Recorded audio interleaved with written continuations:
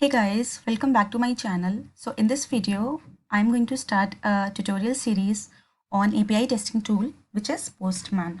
So before we start on the Postman, uh, let me have a brief introduction of APIs. So what is an API? API stands for Application Programming Interface. Okay. So in technical terms, it is a set of procedures, functions, and other points of access that an application, an operating system, a library, etc. makes available to programmers in order to allow it to interact with other softwares. So basically, API acts as an intermediary or a bridge between a client and server, and it makes it easier for the server to handle a request coming from different clients uh, and provide the response accordingly. So if you take an example, suppose you visit a restaurant and there is no waiter present there. So what you will do is you have to go directly to the kitchen and ask the chef to prepare the dish you want to order. So suppose the dish that you want to have that day is not available. The ingredients that are needed to prepare that dish are not available. So what now you have to do is you have to come again to your seat and take the menu, and you have to order something else. So now there are multiple customers that can be present in the restaurant like yours, and now for the customer, for the chef, now his job is not only that he has to prepare all the dishes, but he has to keep a track of all the orders required by the customers. So his job will be increased.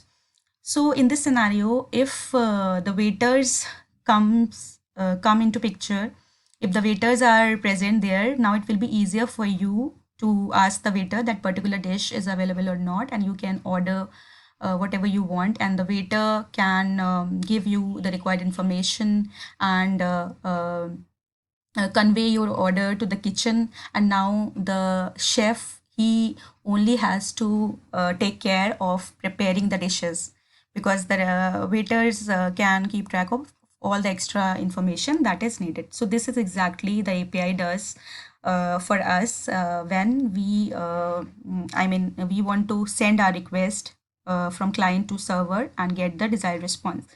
So API comes into play acting like a bilingual waiter. Bilingual waiter, it means a waiter, like in the example that I have explained to you, the waiter can speak multiple languages. So if there are customers who speak different languages, the waiters can manage all those requests and they can understand what do they want. So here also the APIs can understand the different requests made by the different clients and send it to the server and process, take the response back and give it to you. It takes your request, communicates with the chef, brings back your food, and additionally API notifies you at the table if the desired dish is not available, saving you time and effort. So this is a real life example. Now in currently there are so many famous APIs that have been used by developers in their applications as it is. I'll give you some examples. Here you can see the example, the diagram. Here are users and they want to send requests using their devices via internet, and here API act as a bridge or as an intermediary that will send your request to the server, and server will give the desired response and API will give it back to you. Okay. Now some live examples of APIs which are quite popular these days. And there are plenty of APIs available out there, but these are some very common. First is that Google Map APIs provides access to Google Maps data and functionality, allowing developers to integrate maps, location, search, and directions into their applications. You must have used like these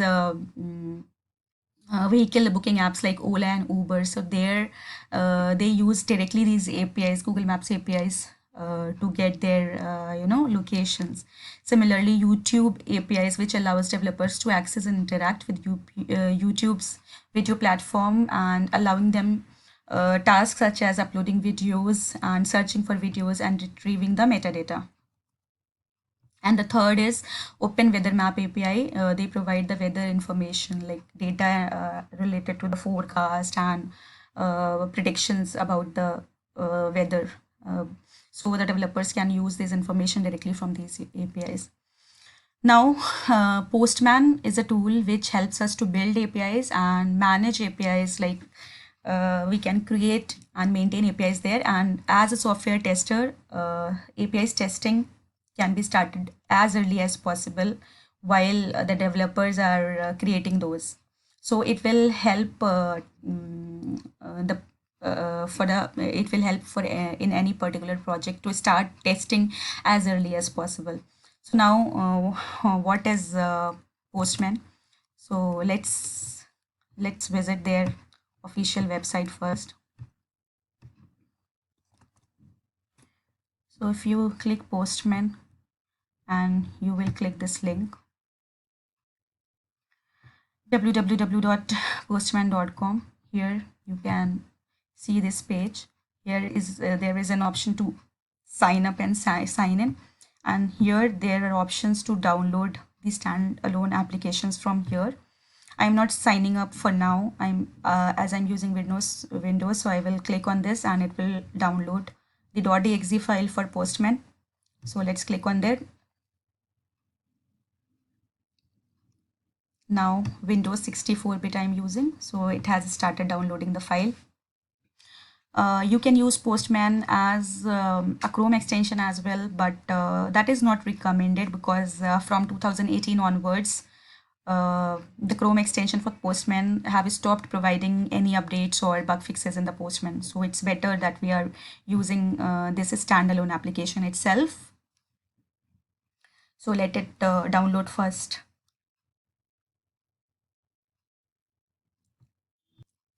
So now the .exe file has been downloaded. I am just clicking on it to run it. You can see an option to run. I'm clicking on run.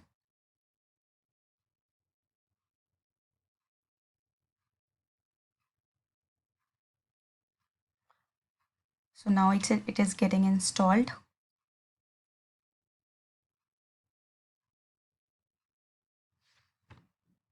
You will see installing Postman like this. And now it will be launched automatically once it is installed. Okay.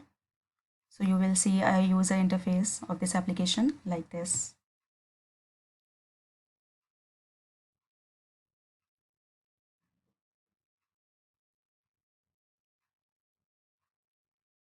See. So this is the UI that you will see once you will install your Postman. So here on the left hand side, you can see different options like collections, environments, history. So when you will click history, it will give you all the requests which you have used. And in the environments, you can set the global and local variables. We will discuss it about later. Collections, we can create a set of collections of APIs, like we will be grouping them into a single collection. We will do it as well in a separate video in very in detailed. And then you can see new and import. This is for importing the files which contain your these APIs request. This is a new button. When you will click on it, it will give you options to create your required entity. Then suppose we want to create a new request. So what we will do is we will click on new and we will create a new HTTP request. So when you will select it, you can see you will get a header like this here. From here you can select your required method. These are the different methods available in when you use HTTP request and response. We will discuss the functionality of each of these method in the upcoming videos, and this is the URL where you will give your request URL. Suppose let's say I'm taking this example from here. I'm just simply taking www.google.com. This is the button to send your request. This is the status code. This for the get request, the status code is 200. Okay, we will discuss each and every method and the corresponding status code and its meaning in very detail in the upcoming videos again. So I'm just giving you a brief idea that for the GET request, if you successfully send your request and fetch your data successfully, you will get to 200 OK. This is the response status code. This is the time and size, and from here you can clear the response. See, and this is how the UI of the Postman looks like. Here your variables will reflected, sorry, environments were reflected. Here your variables will be reflected. So we will explore all of these options and functionalities in separate videos in the upcoming Postman tutorials for sure. And so before we start creating our HTTP request and generating a response and analyzing those, we have to understand that what is a client server architecture and HTTP protocol, because this is what we will be using in Postman. So in client server architecture, it is a simple sense that can be stated as a consumer producer model where the client acts as the consumer, that the service request, or the server is a producer, that is the service provider. So let us see how they are described in computing sense. So what is a client? A client in computing system or a program that connects with remote system or software to fetch information. Okay, the client makes a request to the server and is responded with information. There may be three types of the client: thick client, thin client, and hybrid client. So what is a thick client? It is also called fat client. It performs the operation itself without the need for a server. A personal computer is a fine example of a thick client, as a majority of its operation are independent of an external server. Second is a thin client that uses the host computer's resources, where the thin client presents the data presents by an application server. So for example, a web browser is an example of a thin client. Then a hybrid client, which is a combination of a thick and thin client both. Just like the thick client, it processes the data internally but relies on the application server for persistent data. Any online gaming run on a system can be example of a hybrid client. So this is an example of client. And now what is a server? A server is a system or a computer program that acts as a data provider. It may provide data through LAN, that is local area network, or WAN, that is wide area network, using the internet. The functionalities provided by the server are called services. These services are provided as a response to the request made by the client. Some of the common servers are database servers, application servers, mail servers, web servers, gaming servers, and file servers. So these this is what is meant by server in client server architecture. Now if you want to visualize the client server architecture, we can see that here is the server, and it is connected to the network via internet, LAN or WAN, etc. And these are the multiple clients. So clients can send their request, multiple requests to the server, and servers will provide the response to the client. So as shown in the diagram, a single server may serve the request of multiple clients. Similarly, a client may requesting data from different servers. For example, consider an example of Google. Here, Google acts as a server and users sitting at different places act as a client. So this is the best example of client server architecture.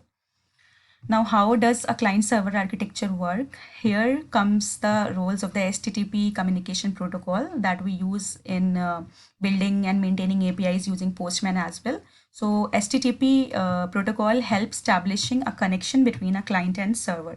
So the client send a request in a form of an XML or a JSON over the active connection. The client and server both understand the message format. You will see when I'll show you the examples while creating the request, how do we create these request bodies. Upon receiving the client request, the server searches the requested data and sends back the relevant detail as a response in the same format in which the request was received. So this is how a client server architecture works. And you can see here the client, here the request is sent via HTTP protocol to the server, and this is established connection, HTTP connection between the client and server, and server accordingly process the request and send the response in HTTP protocol only, HTTP response from the server. So this is what we will achieve using Postman while doing software testing as well. So please stay tuned to my upcoming videos. Please like this video, comment below any suggestions, and subscribe to my channel.